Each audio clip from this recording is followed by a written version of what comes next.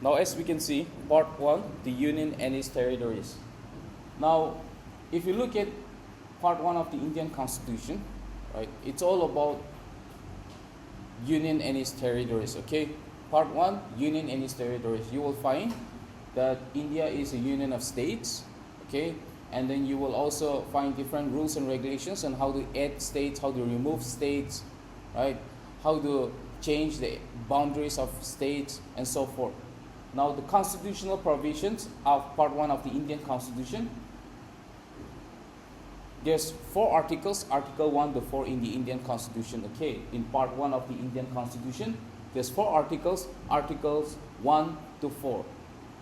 And it talks about the creation of new states. As you can see, it talks about the creation of new states. The parliament can admit, establish or form new states under article 2 and 3, okay? Creation of new states. And another discussion inside part 1 will be parliamentary powers, right? In what way does the parliament hold power to alter the boundaries, change names, or reorganize states? We will discuss about that, okay? And lastly, we will discuss about state reorganization. So these are the 4 different elements of part 1 that we will be discussing today. Okay, the first, we will begin with constitutional provisions. We will go article wise, article 1 to 4, okay?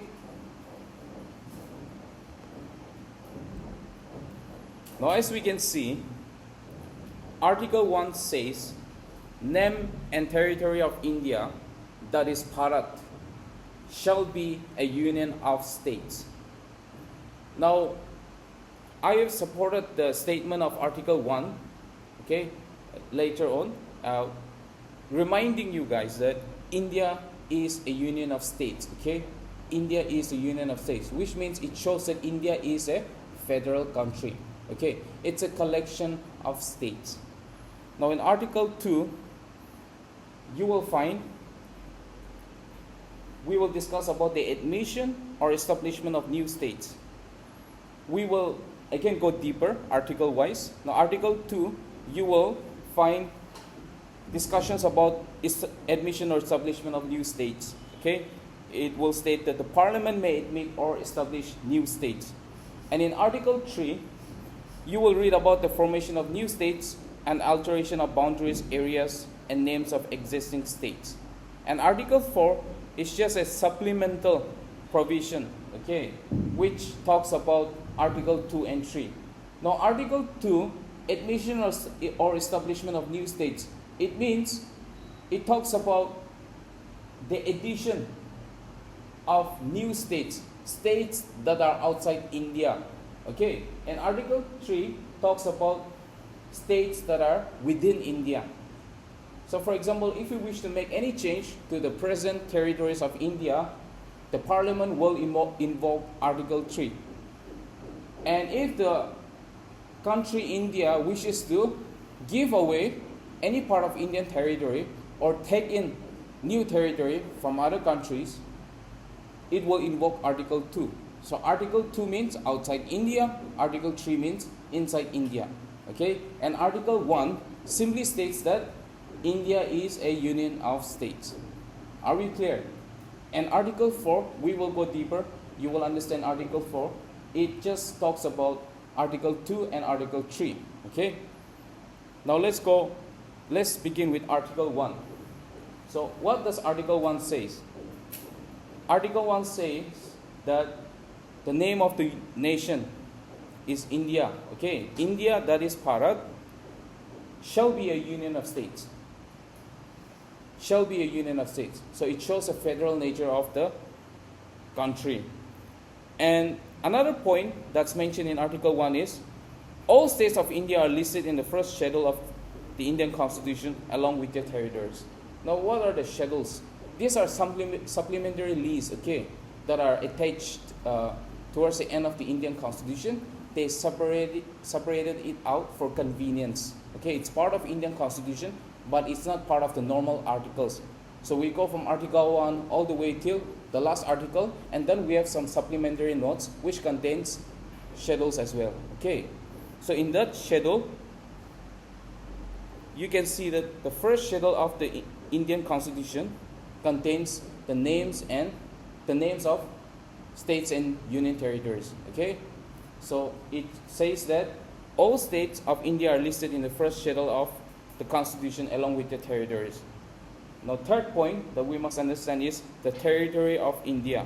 What does the territory of India mean? In the Indian Constitution, it says that it includes states as well as union territories. Okay, union of states means states as well as union territories. Specified in the first schedule, right? States and union territories specified in the first schedule, and territories that might possibly be acquired in the future. So any state, any territory that might possibly be acquired in the future will be defined as either state or union territory. The fourth point, the first three, okay, is explicitly mentioned in the Indian Constitution. The name of the nation, the first schedule, and the territory of India is explicitly, directly mentioned in the Indian Constitution under Article 1 of the Indian Constitution. But the fourth point is a gentle reminder to all of you that India is a union, okay, according to the article. Not exactly federation, but a union, okay. But you will learn about that later on, right? India is a country that's federal as well as unitary. Okay, when we talk about unitary, we're talking about the union. So in that sense, India is a union of states. If we think about that, it has an indestructible union and destructible states. Now, from the perspective of creation, alteration, removal of new territories, India is a union, not federation. But in terms of division of powers, India is a federation, okay? So, do we have the confusion clear? India is a union, not federation, union of states. Which is to say that the union has a power. The union has the power to make changes to the different states in India, right? And the states have no say in it. You will learn about that in Article 2 and 3, okay? In Article 3, or when we change the territories inside the nation, within the nation, within the state, within India, right? They let the states know that, hello, Nagaland, we are making changes to your territory, okay? They give a notification, and it doesn't matter what Nagaland replies. It doesn't have to listen to it. So that is why it says that it's a union, not federation, when it comes to changing or altering the boundaries of states. It's an indestructible union, a union that cannot be destructed with destructible states, with states that can be destroyed, changed, or altered. Okay? States cannot secede. Okay? They cannot break away from the Indian territory. Now next we have Article 2. In Article 2, it simply talks about, like I mentioned earlier, about territories outside of India. If India were to admit new states, right, new territories, the Parliament may admit or establish new states into the Union on such terms and conditions as it thinks fit. Okay, it doesn't mention that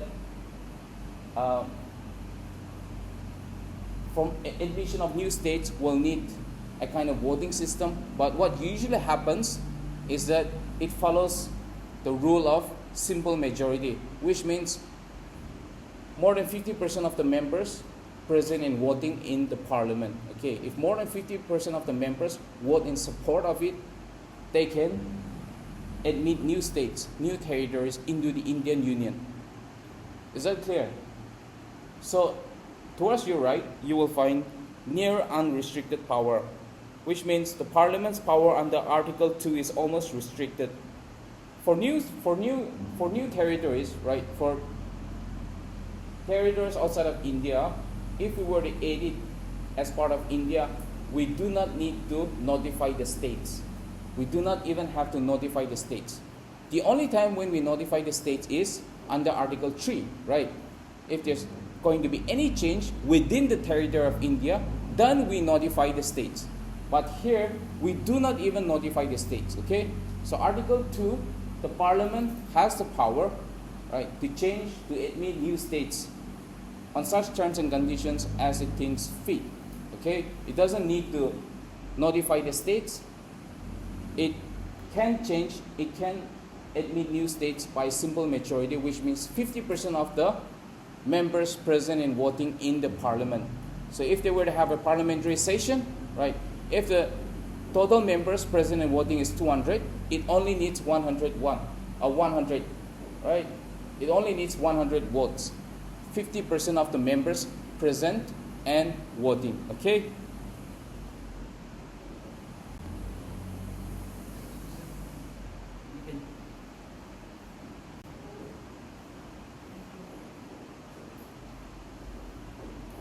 Now we move on to Article 3.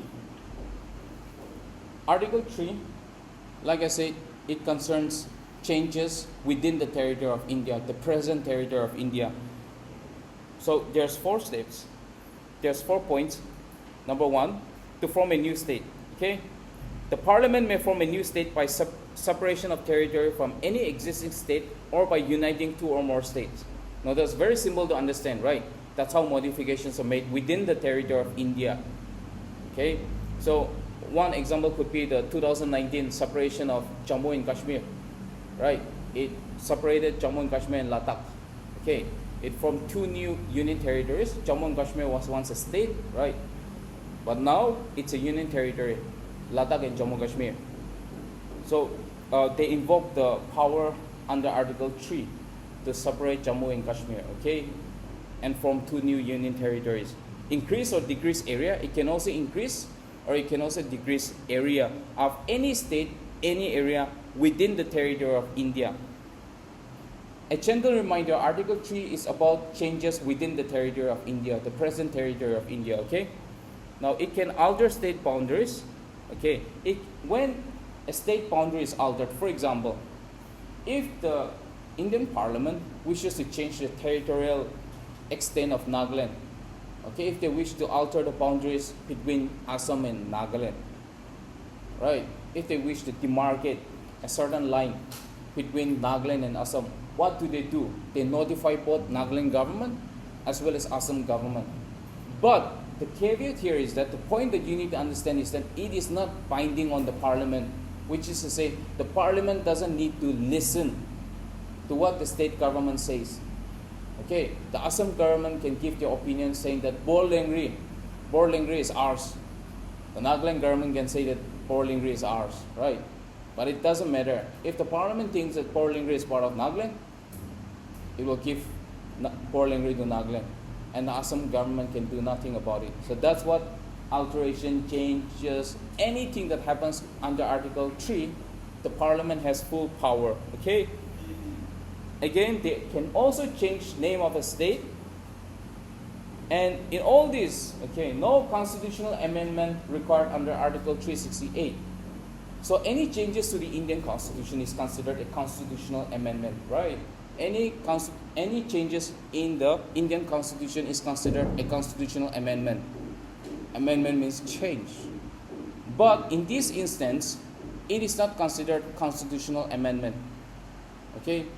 So they have set this rule that changing the names of states, creating new territories, altering the boundaries of certain states, it does not constitute constitutional amendment. We're not making changes to the Indian Constitution. It means they have the power to do anything as they deem fit. And it will not be considered a constitutional amendment. If it were considered a constitutional amendment, can anyone answer what would be the consequence? If it were a constitutional amendment, why they did not consider it a constitutional amendment? What was the advantage of it not being a constitutional amendment? Let me give you a very simple explanation, okay? If it were to be a constitutional amendment, the parliament needs to go through the rigorous process of, what do we call that? One is simple majority, another is special majority. So in special majority, right, they need 50% of the members present and voting, okay, as well as the vote of two-thirds of the members present and voting, which means if there's 100 members present and voting, it needs two-thirds, right? It needs 200 votes instead of half. 2/3 means 66%, around 66%, okay?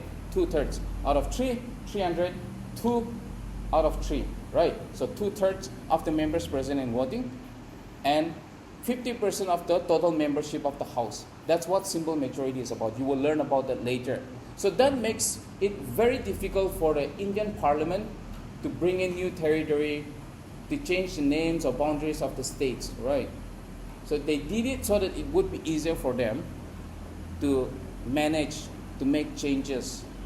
Since it's a very sensitive affair, they considered that instead of giving the states the advantage, we should have the advantage, because we are the ones that can best decide for different states. So they created Telangana out of Andhra Pradesh using the simple majority. They created Jammu Kashmir. But if it were to be a special majority, imagine how difficult it would be, right? The Congress would go against the BJP, this and that and so forth, right? There will be a deadlock, okay? Which is why they kept it simple. Now you understand why it is not considered a constitutional amendment, right? So that's the logic here, okay? To make it easier for the central government to make changes. Now we're done with Article 3. We shall look at the procedure under Article 3. What happens? How does the Indian Parliament process the overall change? What is the process behind it? Okay?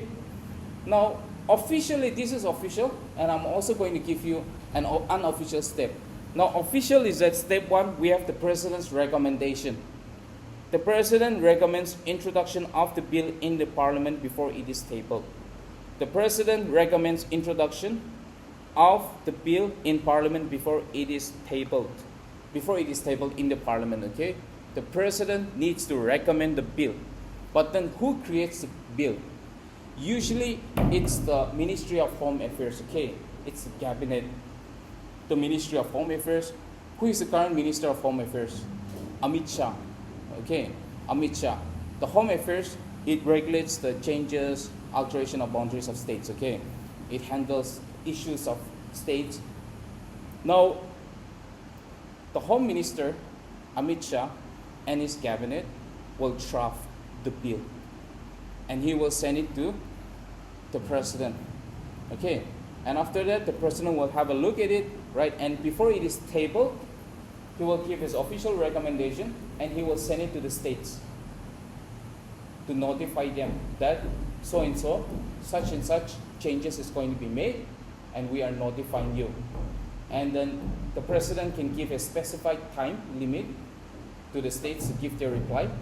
And once the state gives a reply within the specified time period, or if they don't, it doesn't matter whether they give or whether they don't. The President, now after step 3, in step 3, the state's opinion, right? Advisory only.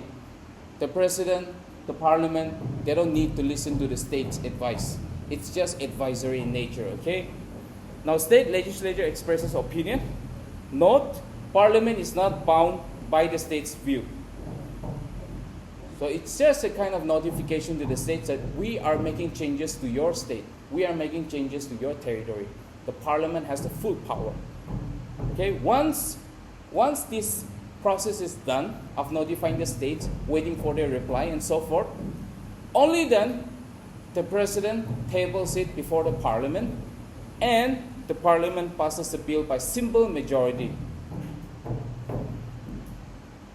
Okay, so another mention is there's no constitutional time limit for states' response, which is why the President, it is in his discretionary power to set the time limit. He can make a request to the state to give the reply within 7 days or within a month, right? That's something that is outside of our power to analyze or to guess how much time is a perfect time. So it has no time limit. It has no constitutional time limit, okay? That's the entire procedure of Article 3. The Home Minister, if there's going to be a change in the territory between Nagaland and Assam, the Home Minister will draft the bill and then will submit it to the President. The President will take a look and say, oh, this is fine. Okay, let me recommend it. He officially recommends the bill and then he sends it to the states. to the government of Nagaland, the government of Assam, notifying them that this and this change is going to be made. And then the president will request the state government of Assam and Nagaland to give their reply within so and so days, let's say 14 days. And after 14 days, the president officially tables the bill before the parliament, and the parliament votes, right, by simple majority. 50% of the members present and voting. And once 50% of the members vote in support of it, the bill is deemed to have been passed. Very easy. That's how the bill is passed, okay, under Article 3. Now, the procedure under Article 2 is exactly the same, except Article 2 is exactly the same, except they don't send a notification to the states. Because Article 2 is about creation of territories outside of India, right? I hope you guys got it. Article 2 and 3, we are done with Article 2 and 3. Now we shall move to Article 4. So Article 4, like I mentioned earlier, it's a supplemental provision. It's a supplemental provision. Let's look at the first. Amendment of first. Let's look at the first. Amendment of first schedule. Laws under Articles 2 and 3. We just studied Articles 2 and 3. Article 2 being changes related to territories outside of India. And within India is Article 3. So these laws under Article 2 and 3 may amend the first schedule. So what does the first schedule contain? I mentioned earlier that the Indian schedule has 12 in number, and the first schedule, it mentioned the names of states. Okay? So Article 2 and 3 may amend the first schedule to include new states or modify existing entries. So it's just trying to update in Excel sheet or Word document, something like that. Okay? And amendment of fourth schedule. Such laws may also amend the fourth schedule to allocate seats in Rajya Sabha to new or organized states. If you look at the 12 schedules, you will find that in fourth schedule it talks about allocation of seats to the Rajya Sabha. Allocation of seats to the Rajya Sabha. Okay? Now, allocation of seats to the Rajya Sabha is based on 1971 census. Whatever allocation of seats that we have in India, even in Nagaland, based on our population, we have one Lok Sabha seat, we have one Rajya Sabha seat. But Uttar Pradesh have lots. Okay, they have 80 in number, 80 plus in number. And if you look at Uttar Pradesh, it's because their population is Shia state, right? It's based on 1971 census. Funny enough, it's based on 1971 census. Delimitation Commission, that's what we call it, right? So, amendment of fourth schedule. Such laws may also amend the fourth schedule to allocate seats in the Rajya Sabha to new or organized states. Which is to say, if Andhra Pradesh was part of Andhra Pradesh was taken to create the state of Telangana, right? So if Andhra Pradesh once had certain number of seats, and Andhra Pradesh became two, one Telangana and one Andhra Pradesh, okay? So even the seats would have to be divided, right? Rajya Sabha seats. That's all he's talking about. So if there's a creation or changes in the states, right? Whatever seats are allocated, whatever new seats are allocated, it will be updated in the fourth schedule. That's the simplest point. That's the simplest explanation I can give you in relation to the amendment of fourth schedule. So that's the only thing they're saying, updating it in the fourth schedule, okay? Now, supplemental and incidental provisions. Laws may contain supplemental, incidental, and consequential provisions necessary for giving state effect to state organization. Please take a look at it. Laws may contain supplemental, incidental, and consequential provisions necessary for giving effect to state reorganization. Okay. Now, if you look at this, in Article 1, it may contain supplemental, supportive, incidental, and consequential provisions necessary for giving effect to state reorganization.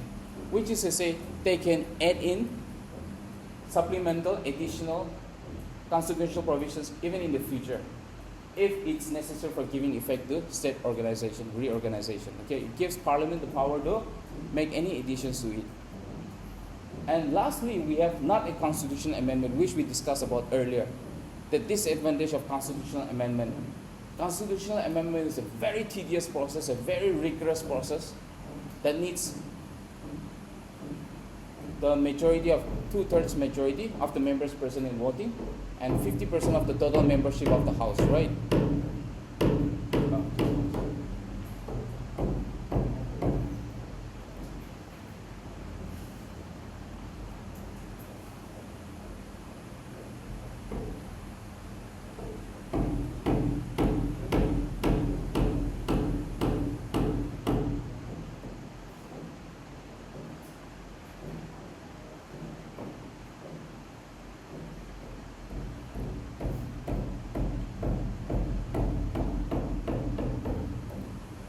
I just said someone to request the workers down there not to make noise.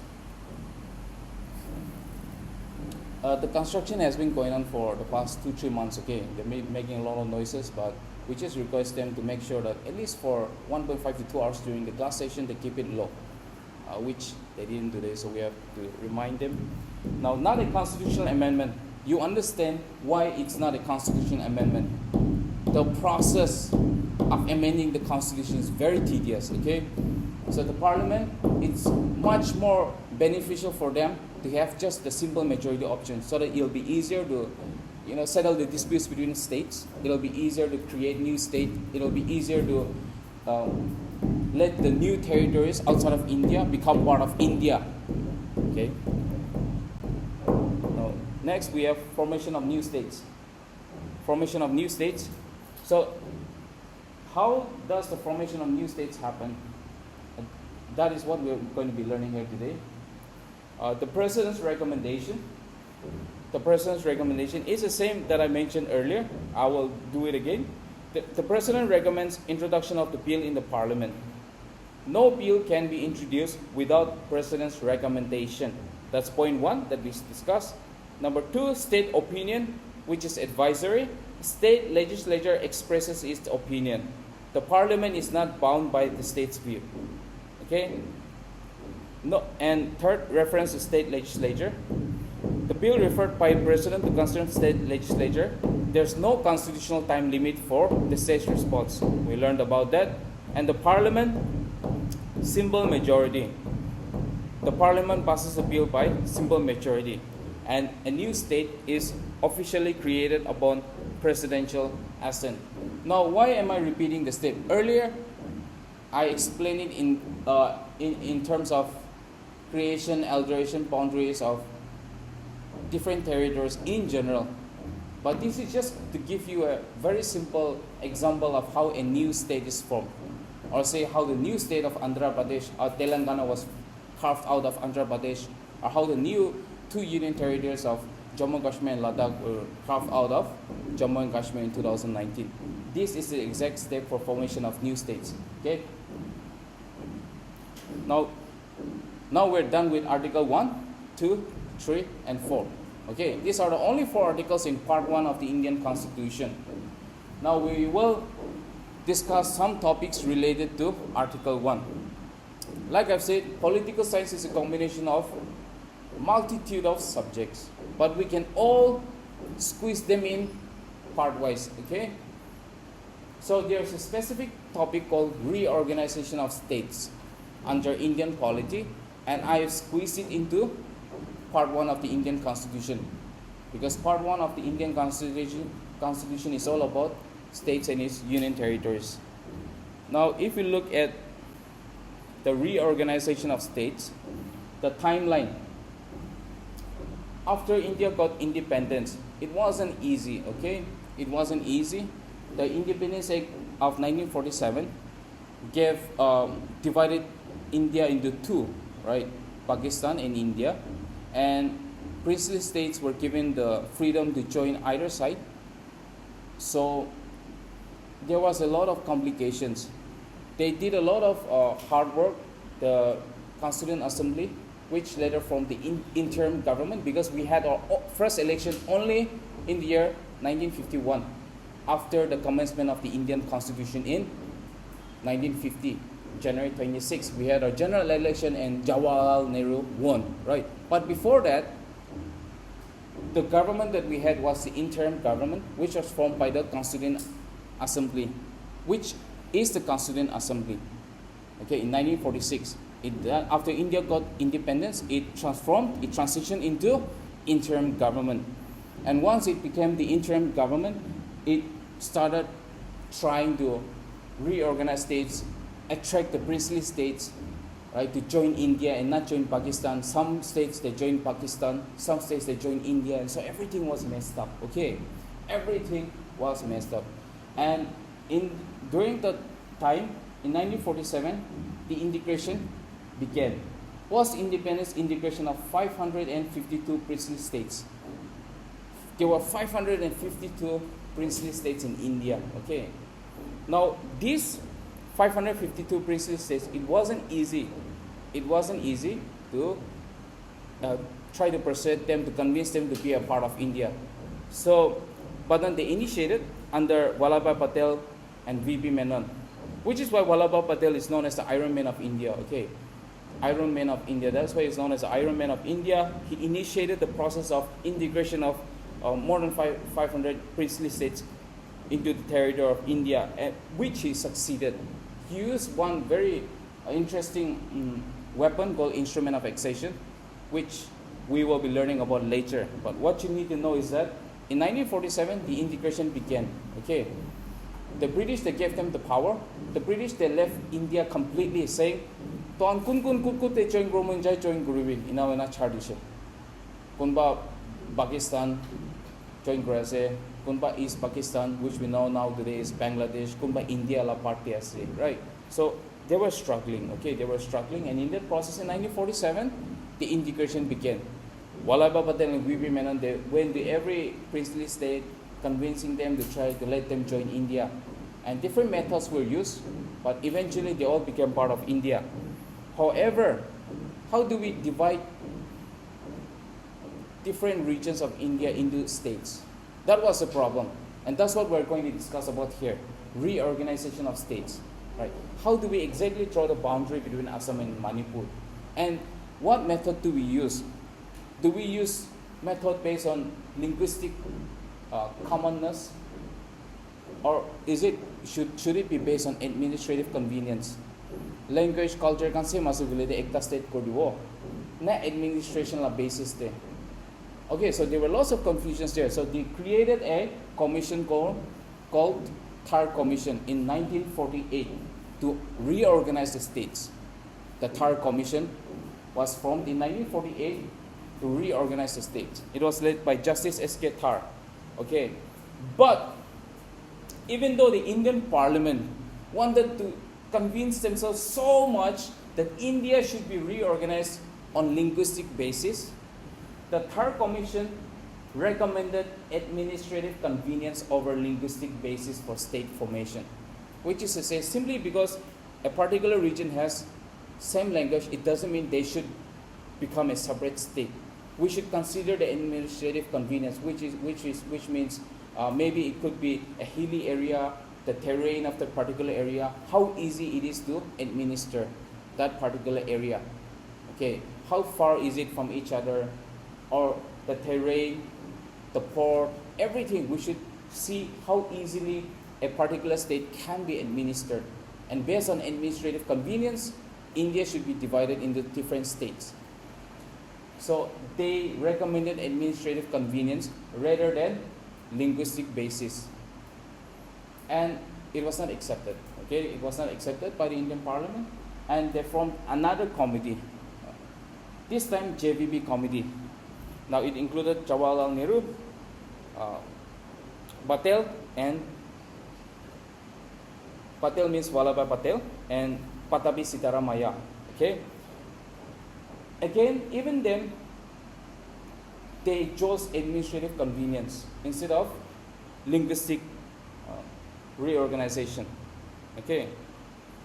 However, they said that in their report, they wrote that India, the reorganization of states should be on the basis of administrative convenience rather than linguistic basis.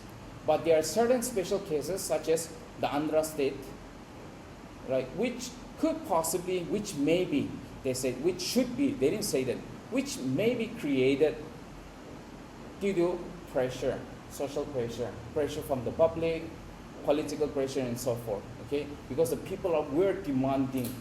And there was one guy, okay, who even died fasting as a result of the demand for the separate Andhra state. We will learn about that in the next page. And after he passed away, right, he fasted unto death. And once he passed away, the state, the Andhra region, the Telugu speaking people, right, they agitated against the government. Why are you guys not giving us a separate state? We Telugu speaking people, we demand a separate state, the Andhra state, because we speak common language and we have a common culture, right? And look, he has passed away, he has died, he has fasted unto death. Why are you not giving us? And they started protesting aggressively. And lastly, in 1953, Opainai did this. Okay, so they broke the rule.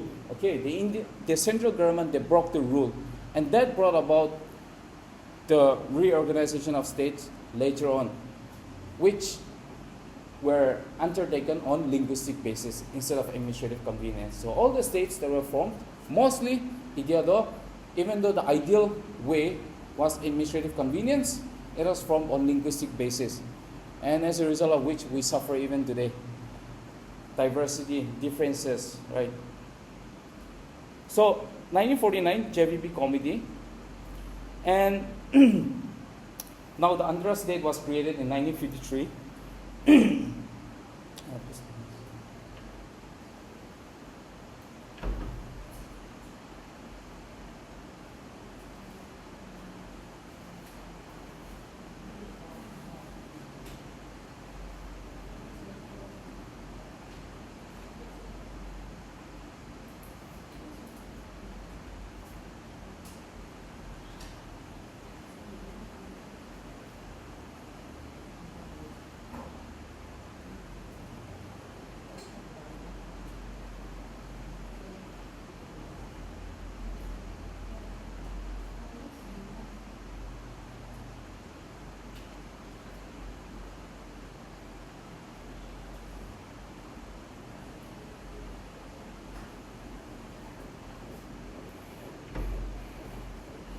Are you guys following here? And in 1953, after the creation of Andhra Pradesh was created in 1953, there was nationwide protest, okay? The rest of the India said, you guys didn't give us a separate state, why did you guys give Andhra state? Andhra a separate state on linguistic basis, whereas you did not give us a separate state based on language. You gave Andhra state a separate state based on language, but you did not give us a separate state based on language. So there was nationwide protest, and which is why they created the State Reorganization Commission again to try to reorganize the country, the states. So Justice Fazal Ali was the head of the State Reorganization Commission. It recommended 16 states and 3 union territories. Okay, mostly on linguistic basis. So based on its recommendation, the central government, the Indian Parliament, they accepted it, and they passed the bill, States Reorganization Act 1956, and they created 14 states and 6 union territories. Now watch it, the recommendation was 16 states and 3 union territories, but the central government, they created 14 states and 6 union territories. Okay, this is always the case. It's normal. The commission will give its recommendation. The parliament will have a look at it, and whatever changes they need to make, they always change it. Okay, so the commission recommended 16 states and 3 union territories, but in the end, 1956, they created 14 states and 16 union. They created 14 states and 6 union territories. Now, let's take a look at Thar Commission. The Thar Commission, we have already discussed about it, so we will skip it. And this is just for your convenience. You can have a look at it or once you go back home, okay? Even the JVP committee that we discussed about, first the Thar Commission, right? And then the JVP committee. and then the constitutional structure in 1950. This is a discussion that we'll be having right now. So we talked about Third Commission, we talked about JVP Committee, Third Commission 1948, JVP Committee 1949, and in 1950, this was the constitution, this was the way the state was structured, India was structured, okay?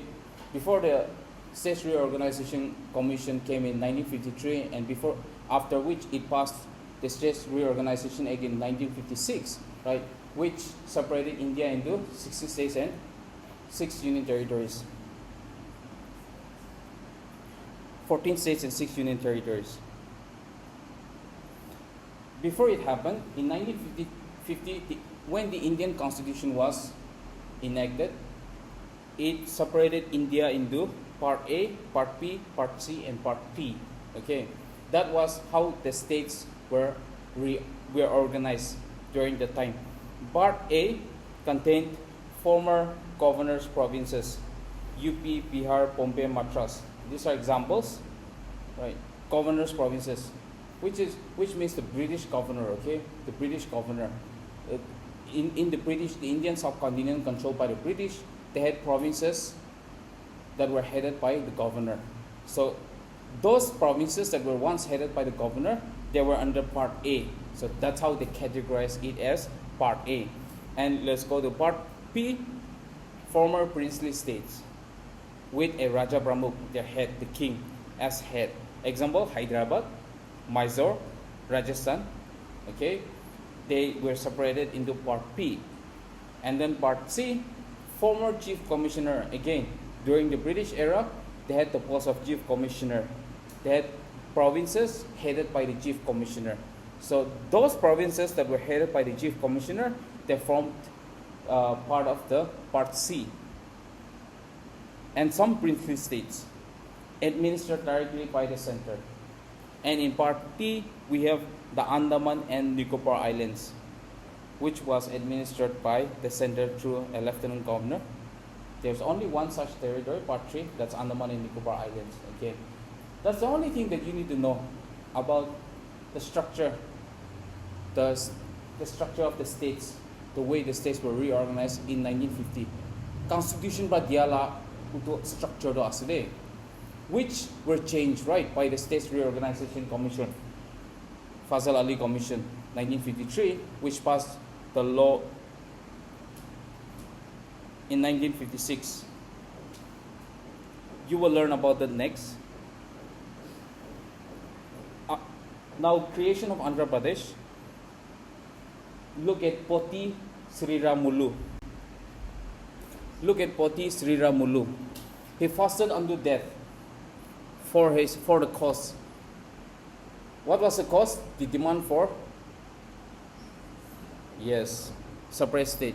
So he passed away on 15 December 1952, which compelled the government to announce Andhra state on October 1, 1953. Okay.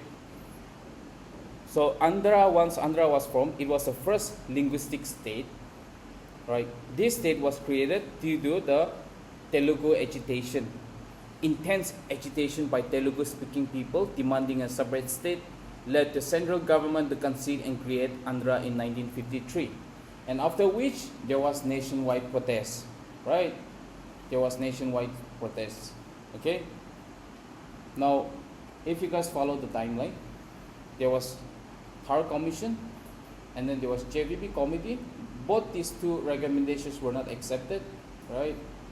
And in 1950, Part A, Part B, Part C, and Part D. And in 1953, Andhra state came into being due to pressure, and then Poti Sri Ramulu passed away. He fasted unto death, which created Andhra state. And after the creation of Andhra state, the rest of India started demanding the same, that we also deserve a state on linguistic basis. And which is why the central government, they could not handle the pressure, which is why they set up another commission to try to analyze, okay?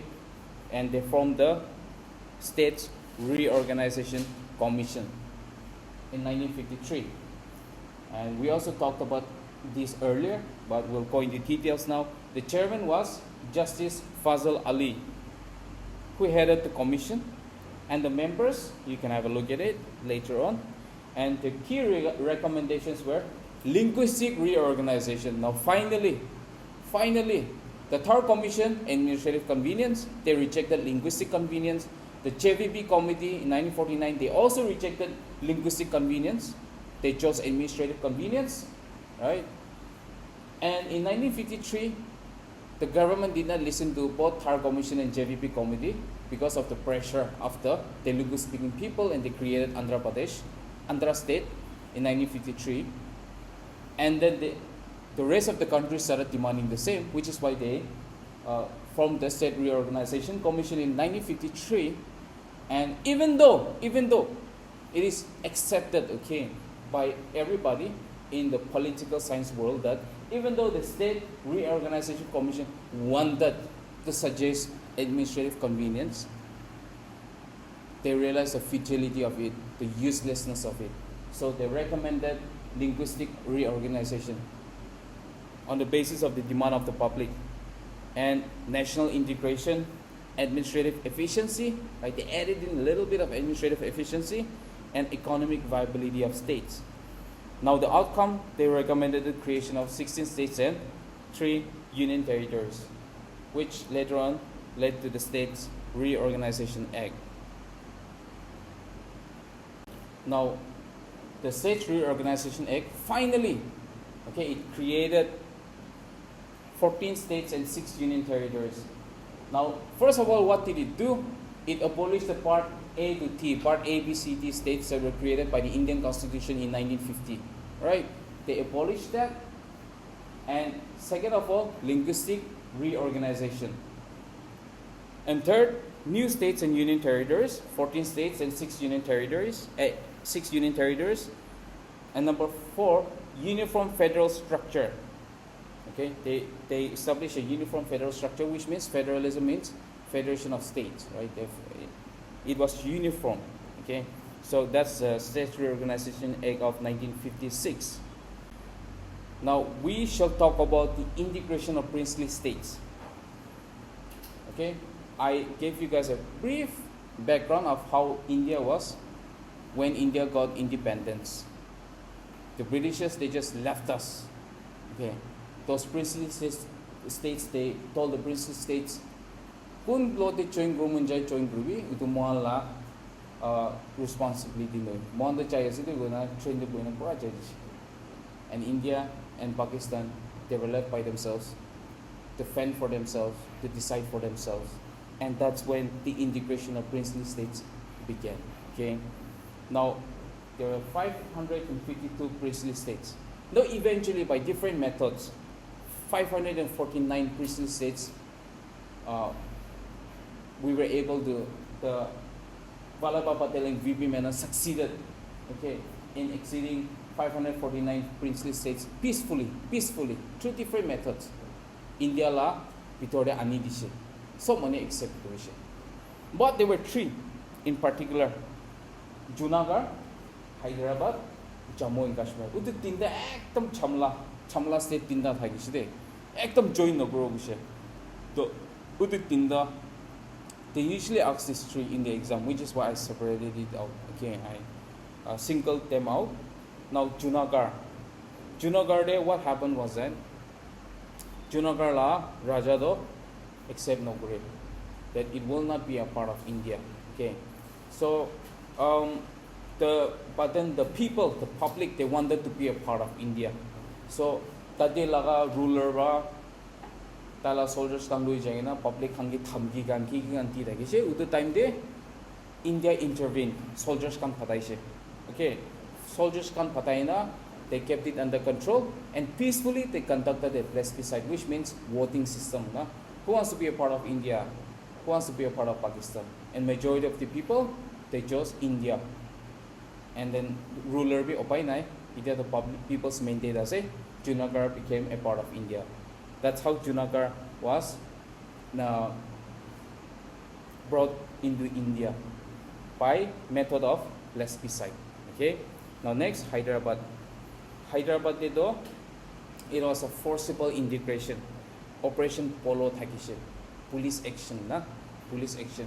which means Hyderabad, they had their differences, and there were a lot of violence going on in Hyderabad, whether it should be a part of India, whether it should be a part of Pakistan.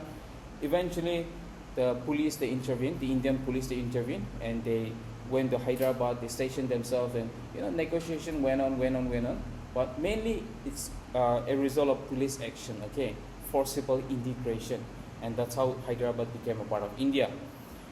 In Jammu Kashmir, through the instrument of accession, October 1947. Now, the ruler of Jammu Kashmir, he did not want to be a part of either India or Pakistan. Leave me alone. Okay, leave me alone. Now,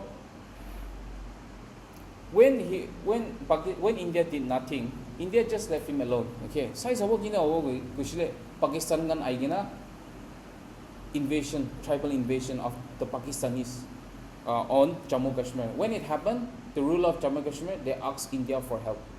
Okay, if you help me out, right, by the instrument of accession, I will be a part of India. And that's how Jammu Kashmir became a part of India. India went to Jammu Kashmir, India saved Jammu Kashmir, and then Jammu Kashmir joined India. Okay, so that's how these three states were brought into India. Very interesting, right? So, and that's how the 552 princely states became part of India, which is why Vallabhbhai Patel is known as the Iron Man of India. Okay, not because he has a loha body, but Iron Man. He had iron fist. Himat thakise na. Danger jaga debi jagi na. India over lage. Okay. Now we're done. We're done with the reorganization of states. Okay. Now there's another topic related to the states and union territories. Part 1, related to the part 1 of the Indian Constitution. We're nearing the end of our presentation. Please be patient. Zonal councils. It was created by the States Reorganization Act of 1956. Okay, zonal council. Now, zonal council. Why form zonal council? So India is separated into 5 zonal councils, excluding Northeast. Okay, it consists of North, East, West, South, Central, excluding Northeast. Okay, the rest of India, upper, niche, left, right, arrow, center. Zonal council create coalition, right? So that this council will attend to the needs of the people of that particular council. To make sure that the welfare of the people is well taken care of, their needs are met, the demands are looked after. So they form the zonal council. Okay, they form 5 zonal councils: the northern, central, eastern, western, and southern. Okay, State Reorganization Act. So they divided India into 5 zonal councils. So the council was created just in the same way that we form unions and so forth here for the welfare of a particular community, a particular area. They also formed a zonal council for the welfare of the people of those particular councils. And Northeast Council was also formed, but it was formed in 1971. Okay, it was formed in 1971 to address the special needs of Northeast India. Now let's take a look at the evolution of states. You can have a look at it once you go back home. 1950 to 56 and 1960 to 75. Nagaland was also created in 1963. Right, I've mentioned everything. You can look at the timeline once you go back home. Okay, it's very easy. No explanation needed. So important name changes. I've also added that towards the end. We have the United Province, which later on became Uttar Pradesh. Okay, it was renamed in 1950, and Uttar Pradesh is the largest state by population in India. And Madras became Tamil Nadu. I know this is very. A lot of people get confused. Madras to Tamil Nadu or Madras to Chennai. You have to know that Madras was a state, okay, and within the state was a city called Madras City. So first, Madras, the state of Madras, changed to Tamil Nadu, and within Tamil Nadu, there was a city called Madras City, which later became Chennai. Okay, so Madras City to Chennai, Madras to Tamil Nadu. Don't forget that. And Mysore, right? Tipu Sultan. We've all heard about Tipu Sultan when we were little, right? The one with the sword who fought against the British. The Mysore was renamed to Karnataka. So again, another reminder: name changes via simple majority, which we learned about in Article 2. Okay, so this part 1 of the Indian Constitution, just Article 1, 2, 3, 4. Okay, Article 1, India is a union of states. Article 2, it talks about changes that are not within the territory of India. And Article 3 talks about changes within the territory of India. Right? Article 4 simply supplements Article 2 and 3. So that's what part 1 of the Indian Constitution is all about. Okay. Now the present structure. Finally, we come to the end of union and its territory. The present structure of India. So this is the current political and administrative division of the Indian Union. There are 28 states in total at the moment right now, and 8 union territories. The union territories, they are administered directly by the center, but the states, they have their own legislative body. But even union territories, a few of them, Delhi, Puducherry, and Jammu Kashmir, have their own legislative assembly, but they do not have powers the same way that state legislature has. Okay, we will learn about that in part 5, part 6, and then part 8 of the Indian Constitution. The latest edition is Jammu Kashmir, which was bifurcated into Jammu and Kashmir and Ladakh in 2019. We had, at the time, we had 29 states, right? We had 29 states, but now we have 28 states because Jammu Kashmir was once a state, which became 2 union territories. Okay, do not forget that. And so total units, 36, 28 states and 8 union territories.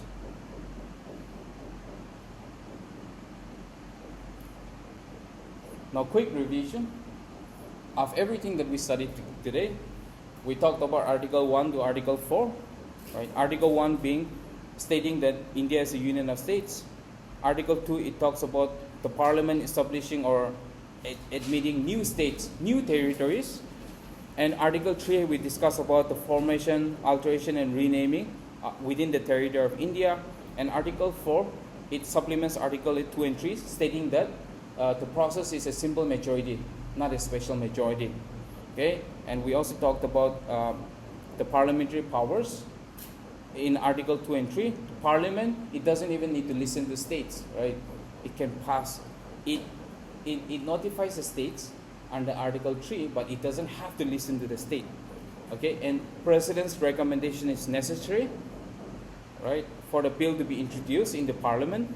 And we also discuss about the commissions and committees, the Third Commission, JVP, and so forth. We also discuss about States Reorganization Commission of 1953, which later became SRC Act 1956, and formed 14 states and 16 union territories. So we will be giving you notes on everything, okay? And for your examination, whatever I've explained today, it's enough. It's enough for your exam for part 1 of the Indian Constitution. I have covered everything that I possibly can. Okay, I've covered everything that's contained inside Indian polity. And I've also given you some additional information, such as the latest number of states and union territories and so forth. I've also included the current affairs as well. So tomorrow we will learn part 2 of the Indian Constitution and part 3 of the Indian Constitution. Today we will stop here and we will have the practice session. Tomorrow we'll begin with part 2 of the Indian Constitution.